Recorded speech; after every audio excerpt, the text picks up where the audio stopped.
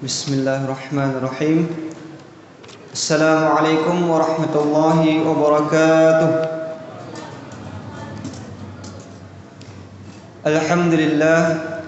Alhamdulillahi rabbil alamin. Arsala rasulahu bil huda wa dinil haq liyudhhirahu 'ala dini kulli wa kafa billahi syahida. Asyhadu an la ilaha illallah wa asyhadu anna Muhammadan 'abduhu wa rasuluh. La nabiyya ba'da amma ba'du. Pertama dan utama sekali, senantiasa kita bersyukur kepada Allah Subhanahu wa taala sampai pada malam yang ke-19 Ramadan kali ini Allah masih berikan kita nikmat kesehatan, nikmat kesempatan dan juga nikmat keimanan, yang mana dengan nikmat-nikmat tersebut sehingganya kita masih dapat berkumpul kembali di Masjid Baitul Ma'mur yang sama-sama kita cintai ini dalam rangka melaksanakan qiyam Ramadan. Kemudian selawat bangkaikan salam tak bosan-bosannya kita kirimkan untuk arwah Nabi besar kita, yakni baginda Nabi besar Muhammad sallallahu alaihi wasallam. Allahumma shalli ala sayyidina Muhammad wa ala ali sayyidina Muhammad. Assalamu alayka ya Nabi Allah, assalamu alayka ya Rasulullah. Semoga dengan sering-seringnya kita berselawat itu menjadi salah satu asbab nanti di akhirat kelak kita diakui oleh beliau menjadi salah satu umatnya dan bersama-sama dengan beliau memasuki syurganya kelak. Amin amin ya rabbal alamin. Baiklah Bapak, Ibu-ibu jemaah salat tarawih yang dirahmati Allah Subhanahu wa taala. Sebelum kita lebih lanjut, langkah lebih baiknya kita buka kegiatan kita malam kali ini dengan membacakan basmalah. Bismillahirrahmanirrahim. Kemudian kita sempurnakan dengan mendengarkan tilawatul Quran yang akan dibacakan oleh adik kita yang bernama Raihan Hashim. Kepada Raihan Hashim kita persilahkan.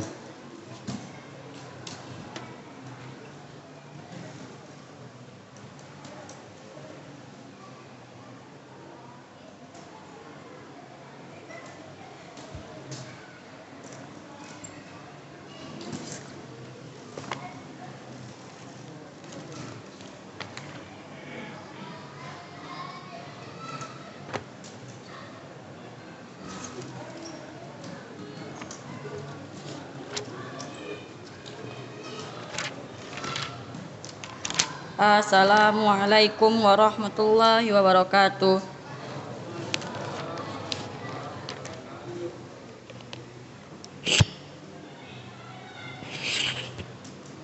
A'udzu billahi minasy syaithanir rajim. Bismillahirrahmanirrahim.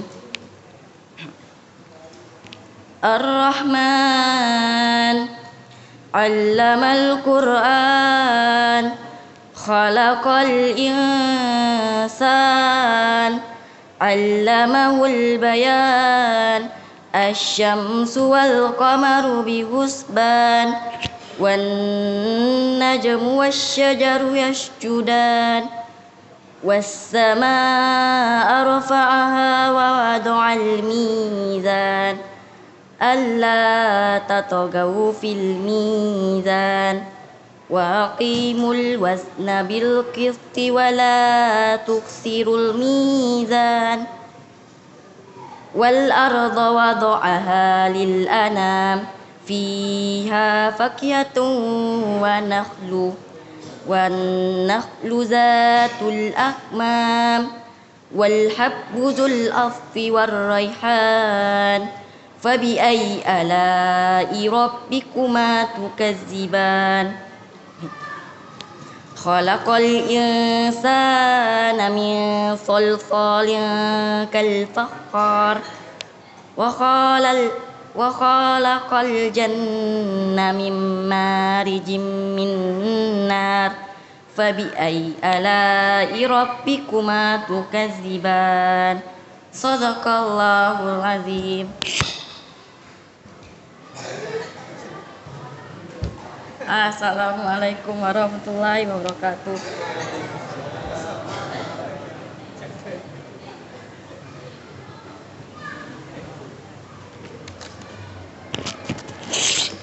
Terima kasih kita ucapkan kepada adik kita Raihan Semoga dengan diawalinya dengan mendengarkan tilawah tadi, makin Allah tambahkan berkah dalam setiap kegiatan kita. Amin amin ya rabbal alamin.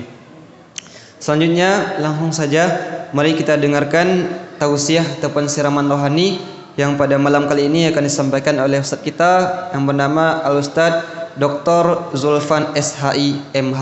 Kepada Al-Ustadz kita persilahkan.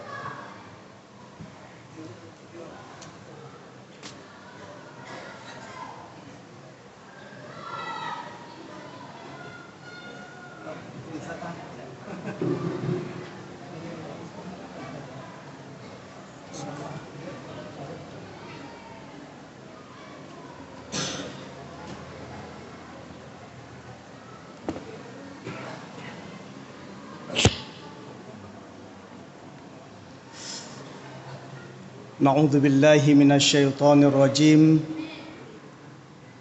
Bismillahirrahmanirrahim. Assalamualaikum warahmatullahi wabarakatuh.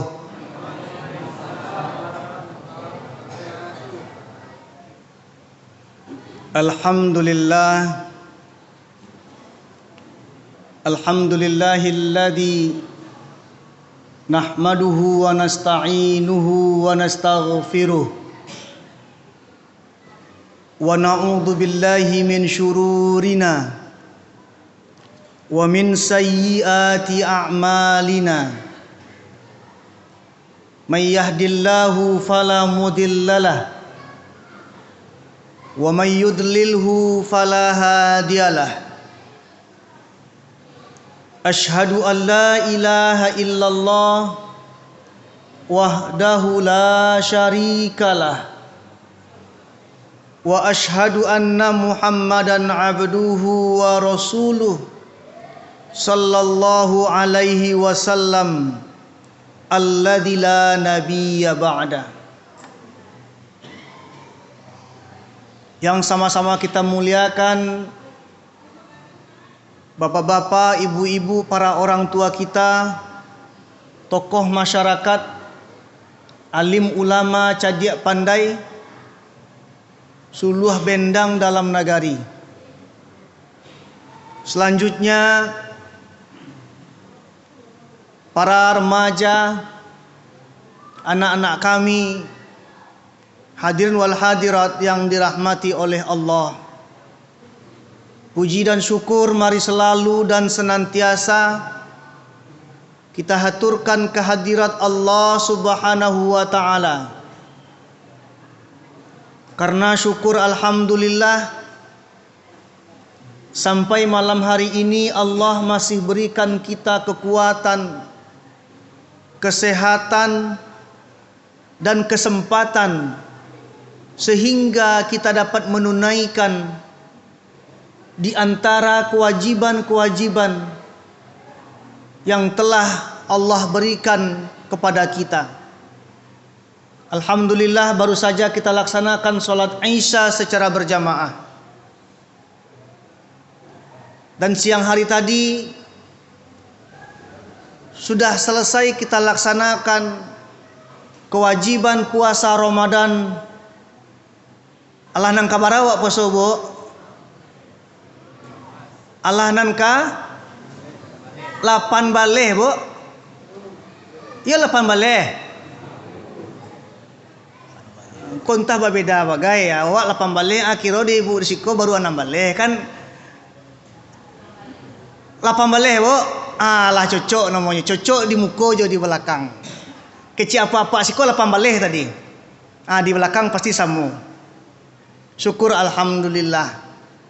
Dan kita berdoa kepada Allah, semoga Allah selalu berikan kita kekuatan, kesehatan dan kesempatan selalu, sehingga kita dapat menuntaskan puasa Ramadan, dapat melaksanakan kewajiban-kewajiban yang Allah berikan kepada kita hingga akhir hayat kita. Amin ya rabbal alamin. Selanjutnya salawat dan salam kita doakan kepada Allah, semoga disampaikan kepada junjungan kita Nabi Muhammad sallallahu alaihi wasallam Allahumma salli ala Muhammad wa ala ali Muhammad.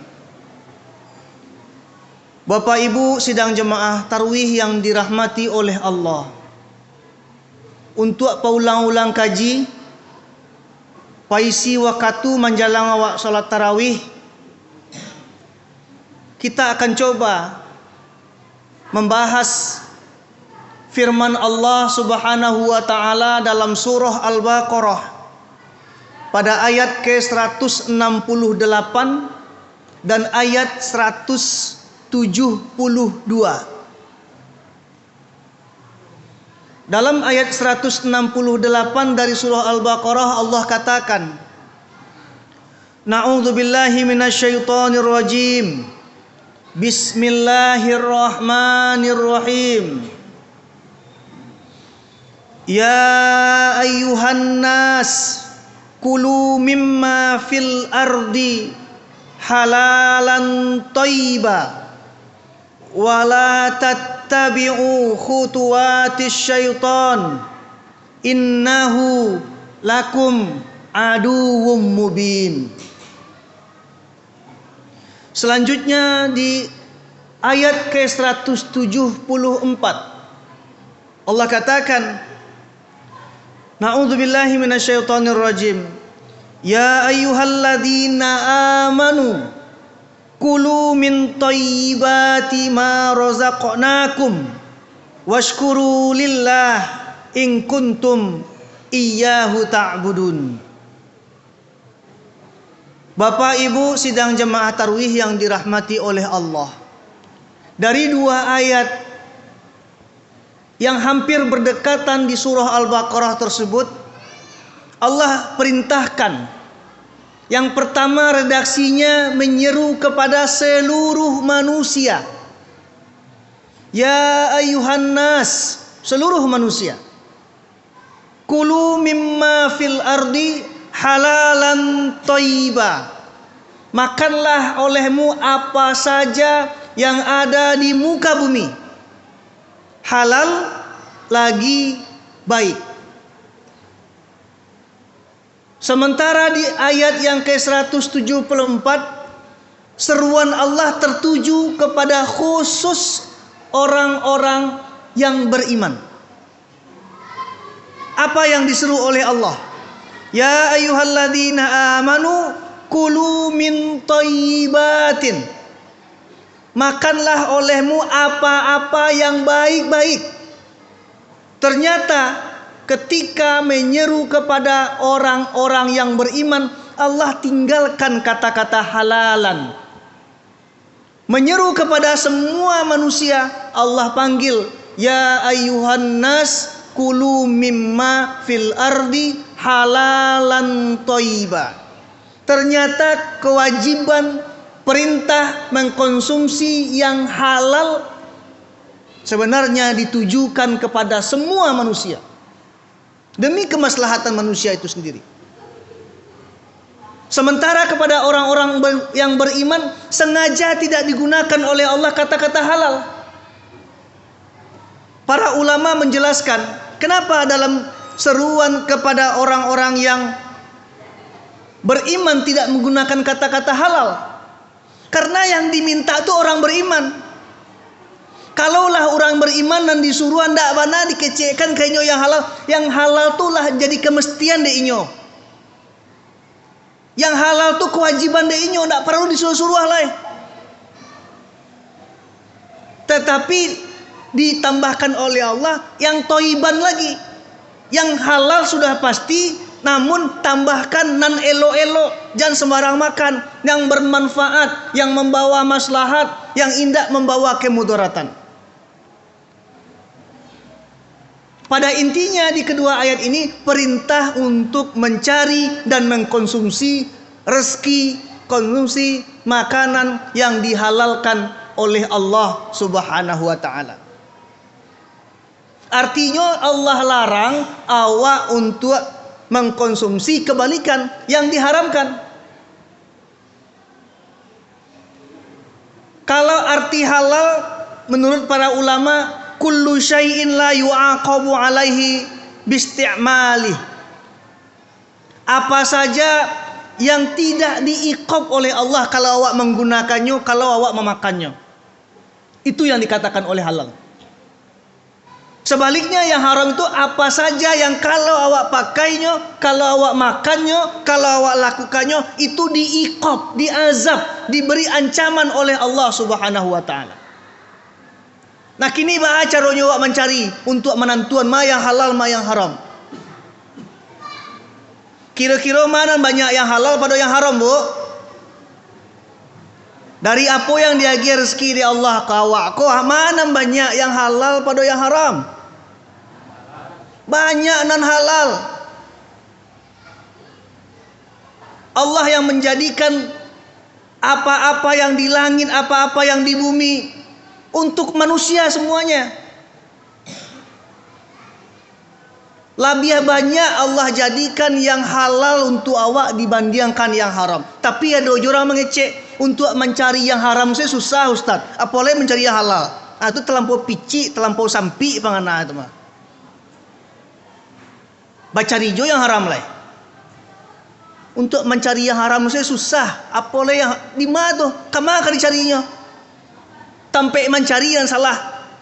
Cara mencari yang salah. Untuk mengetahui ma yang halal, ma yang haram, awak lihat batasan-batasan yang diberikan oleh Allah Subhanahu wa taala.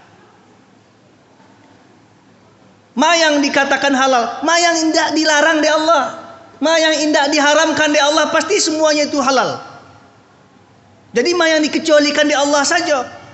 Nah, untuk mengetahui ma yang diharamkan di Allah tadi, bahwa awak bisa bagi dua. Keharaman sesuatu yang ada dan yang akan kita makan, nan kawak konsumsi, nan kawak cari, itu bisa awak lihat dari dua sisi. Yang pertama lizati, dari segi zatnya. Barang tu mana yang indak buliah. Ba'a cara mencarinya, kalau itu bana yang wak makan, kalau itu bana nan wak pakai, kalau itu bana nan wak konsumsi, itulah jale haramnya. Contohnya, awak cari apa yang difirmankan oleh Allah dalam surah Al-Maidah ayat 3. Di antaranya Allah katakan, hurrimat alaikumul maitatu waddamu walahmul khinzir wa ma uhilla bihi li ghairillah wa ma uhilla li ghairillahi bihi. Dalam ayat lain di surah Al-Baqarah, wa ma uhilla bihi li ghairillah. Yang Allah haramkan itu yang pertama adalah bangkai. Kalaupun ada hewan-hewan yang diizinkan oleh Allah untuk dikonsumsi, indak babinya, indak anjingnya, bukan binatang buasnya, dibolehkan oleh, tapi kalau nyo bangkai itu tidak diperbolehkan untuk dikonsumsi. Bangkai yang paling mulia dikonsumsi cuma dua kata Allah. Kata Rasulullah, hanya bangkai ikan dan bangkai belalang yang mulia wak konsumsi tanpa disembelih. Tapi kalau hewan-hewan lain yang boleh disembelih, yang boleh wak konsumsi, kok jawinya, kok kabaunya, kok kambingnya, kok ayamnya, itu mesti matinya karena disembelih. Bukan matinya dek tajatuh, bukan mati dek talantak, bukan mati dek yang lain, bukan dek balokok dan lain sebagainya. Matinya disembelih. Dan cara menyembelihnya wa ma uhilla bihi li ghairillah, bukan sembelihan yang niatnya bukan karena Allah. Ada juga orang menyembelih tapi niatnya bukan karena Allah, karena sesuatu yang lain. Kalaulah ada niat yang lain selain daripada niat untuk lillahi ta'ala, maka sembelihannya menjadi haram. Apa yang kita konsumsi menjadi barang haram. Kini kalau ada ternak dewa, kok mungkin di kampung-kampung, kok di sekolah mungkin tak nampak dia, Wak. Ada pula kalau orang di kampung, ternaknya di tepi jalan, kambingnya, kabau mungkin, kok ayam, di lenyak ada oto, di lantak ada onda. Tu bakal jawab dah biasa sekali. Daripada mubazir, langsung kaja dah biasa. Lai buliah tu, Bu. Lai buliah makan. Ternak wak digiliang di oto. Daripada mubazir, kuah capek awak cari pisau langsung kaja dabiahnya supaya jangan sampai mubazir. Le boleh awak makan tu. Lai bu, awak caliak, awak pastikan matinya hewan tadi de awak dabiah atau mati de telantak. Tandanya itu senyap. Kalau nyo mati de awak dabiah, artinya menjelang awak mandabiah nyo masih duit, masih manggaletang kecil apa tadi kan? Masih nampak tanda-tanda hidupnya awak kaja dabiah itu boleh. Tapi lah jaleh ketika awak kajanya lah mati nak ada awak manggarik le dah. Tak ada tanda-tanda kehidupan. Awak dabiah jua itu sama jua awak mendabiah bangkai. Haram hukumnya itu awak konsumsi. Ataupun cara mendabiah dengan yang tidak dibenarkan. Dengan cara memukul. Mungkin dek gadang mana jawi ko. Payah menjatuhannya. Itu balai. Dilakak kepalanya. Langsung tarabah. Awak kalau buka di YouTube ada pak. Nak di negara awak ada kalau mencari bantu orangnya, orang je bukan negara Muslim tu nya. Jawi kadang balakak kepala Jawi ko jo bantu martil.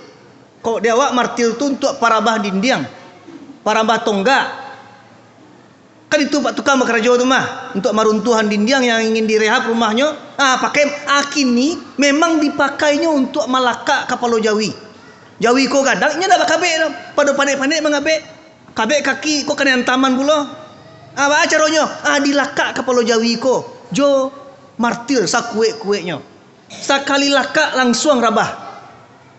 Dikajayu untuk mendabiah adiknya. Le boleh itu pak. Itu cara yang menganiaya namanya. Taruh pun inyo alun mati tapi menganiaya. Adab etika yang dilarang oleh Islam. Dan kita di Majelis Ulama Indonesia pun melarang.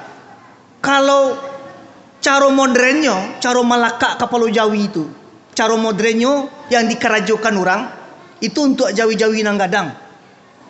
Jawi-Jawi lah gadang lo pada semental leh. Impor dari Australia biasanya. Orang Australia itu menjual Jawi gadang ke orang awak di Sumatera Barat. Inyo syaratkan kalau ingin membeli Jawi kami, aku pakai alat untuk mendabiahnya. Caranya pakai standing namanya.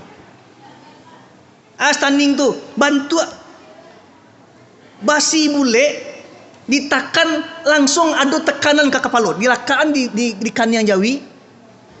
Jawi itu lewat lalu ada orang dari atas mataan barang basi bule.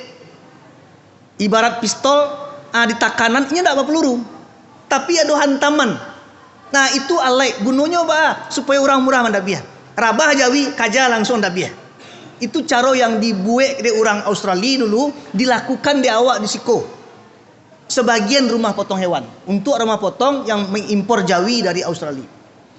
Tu balai ketika inyo mengajukan sertifikasi halal ke awak di MUI, lalu orang MUI mengaudit. Dek mode itu caranya cara ndak biasa dilataan sebasi ke kepala langsung tergolek Jawi ko. Ada apa memang di situ? Iko cara untuk memudahkan supaya hewan tidak tersakiti daripada wak kabeknya, wak antamannya, elo iku elo tergolek baru dah biar. Itu menganiaya keciknya. Cuba buktikan. Ketika Allah tagolek Jawi ko de antaman alat tadi, memangnya ndak bawa atau bah? Ndak bawa gitu doh. Ini ndak ada merusak. Kami pareso. Balai. Cuba contohkan gak cie Jawi di muka kami. Dicontohkan cie Jawi gadang. Subuh kalam kami langsung pergi ke rumah potong hewan, dilakekkan alek di kepalanya untuk dipacik sajanya. Pas ditakan langsung Jawi rabah, langsung dikaja untuk mendabiah. Coba kuliti kepalanya. Sesudah itu kami pereso, coba kuliti kepala Jawi tadi. Pas dibuka, ternyata tingkuraknya lah rata. Nah alai itu, sama juga palaka tidak tu. Sampai pecah kepalanya. Bentuk sederhana, bentuknya tidak bentuk malaka, tapi ditekan ada berbunyi bentuk pistol. Bentuk pistol angin tu baalah namanya. Saja itu kami dari MUI secara tegas mengharamkan praktek Mandabiah, Jawi, model yang dicontohkan tadi. Kalau caranya indak menganiaya, ya itu tidak masalah. Jadi kalau matinya Jawi di alek tadi, samun mandabiah bangkai. Tapi taruhnya masih duit, tapi caranya itu mana yang tidak dianjurkan oleh syariat.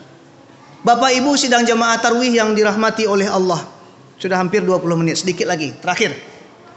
Itu dari segi zatnya.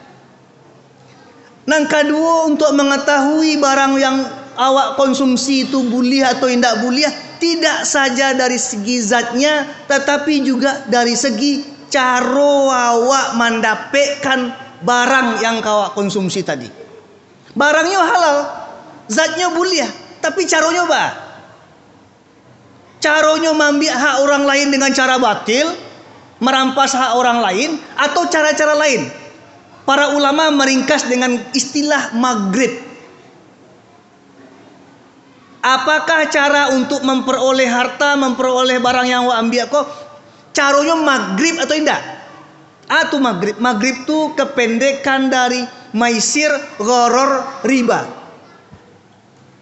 Maisir yang pertama, iko didapat dari hasil judi atau bukan? Dari mana judi online atau judi manual? Apapun bentuk judi, kalau itu jaleh haram. Nah, praktik tuh banyak gini. Di anak-anak kemanakan awak, diam-diamnya main HP bantu nak tu. Lapis tu banyak poinnya. Aku tukar selai jadi pitihnya. Banyak sekarang. Jadi anak-anak awak main HP tidak bisa langsung awak percaya manganya. Tiap sebentar membeli paket saja, tiap sebentar membeli poin saja. Menukar chipnya guys. Yang kedua, gharar. Hasil haratonya itu dari hasil menipu orang lain, mengicuah orang, maniaya orang, atau mana? Ketika dia mencari kekayaan dengan cara-cara yang dilarang, gharar tadi, maka jelas hukumnya haram. Atau riba, memperanakkan uang, pinjamkan piti ke orang, pas kau pinjamkan awak agi sarai, ang bisa pulangkan lebih ya, pinjam 1 juta bisa pulangkan 1,2 juta deh. Kalau disyaratkan oleh orang yang meminjamkan, maka berapapun kelebihan dari pinjaman itu adalah riba. Barang riba haram untuk dikonsumsi. Yang akan berdosa tidak orang yang magiah pinjaman saja, orang yang meminjam pun walaupun tak sasak tadi, ini berdosa. Orang yang tukang catai pun jadi berdosa satu. Dilaknat oleh Rasulullah orang yang pelaku riba, orang yang meminjamkan, orang yang menyaksikan, orang yang mencatatnya pun sekalian. Jadi awak tak bisa diam-diam saja. Oh, tak mengamang kan awak ngerjain dah. Kalau itu kita biarkan, kata Rasulullah sallallahu alaihi wasallam, iza zahara riba wazina fi qaryatin fahalallahu, apabila orang membiarkan terjadinya riba ataupun perzinaan di suatu kampung secara terang-terangan, maka ini berarti dia telah mengundang, menghalalkan azab Allah datang kepada mereka di kampung itu. Oleh sebab itu Bapak Ibu sekalian, sebagai manfaat dari Ramadan ini, bagaimana kita selalu memperbaiki diri kita, memperbaiki keluarga kita, anak kemenakan kita, bagaimana terjauh dari apa-apa yang dilarang, apa-apa yang diharamkan oleh Allah Subhanahu wa taala. Demikian saja, mohon maaf. Assalamualaikum warahmatullahi wabarakatuh.